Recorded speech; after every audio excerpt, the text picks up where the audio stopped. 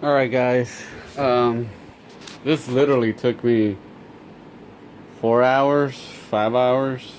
I mean, took me quite a bit. What took me quite a bit is actually designing the heat sinks here. That should took a considerable amount of time. So luckily my buddy came over and was able to help me out.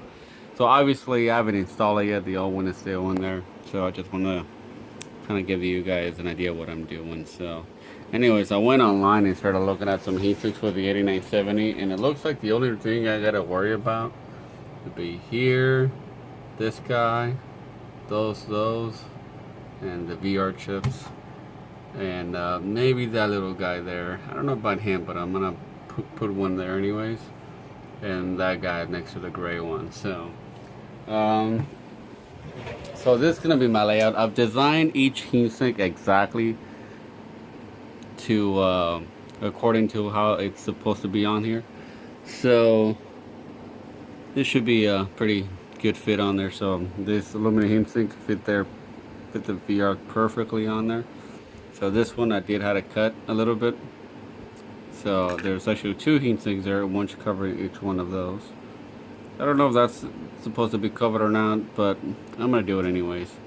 Same thing with this one here. I don't know if that's supposed to be covered or not, but I'm gonna do it anyways.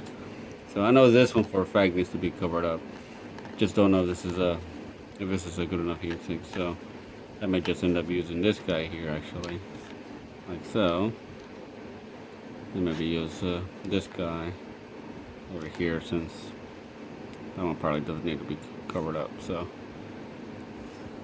probably something along those lines. So obviously be careful not to touch the resistors there, so pretty important. So this was a pain in the ass. So apparently I don't need to cover those up, and I could have sworn on this one they needed to be covered up. So but anyways, according to that picture I showed you guys just now, it is not covered, but on this one they do get awfully hot. So I'm gonna do it anyway. So I'm using this guy. So I've shaved off a little bit on one side just so it doesn't touch the resistor next to it, and that's what I mean about painstakingly designing each one. Same thing for this guy here. So those are 2 separate heat sinks there. So I saw one guy when he was trying to do his 7970 on his computer, basically used a single one to go from like here to here, you know, ended up touching the resistors and everything,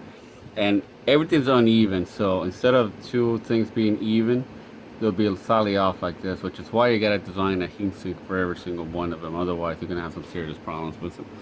So I'm actually thinking of cutting this part here, this whole base right here, and actually put some of this guys in it, you know, to cool off the RAM, you know. So I know it'll be less heatsink for the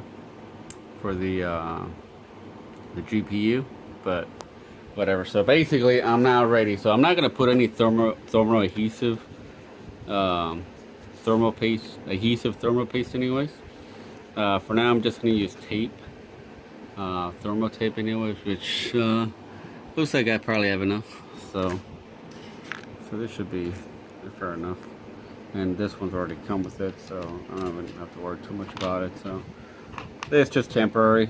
It's just to test it out. So the next step will actually be to take this apart, slap that guy in there, and then be good to go. So yeah, so I may do it tonight, may do it tomorrow. I'm not really sure. It's kind of late. It's almost 1 o'clock. So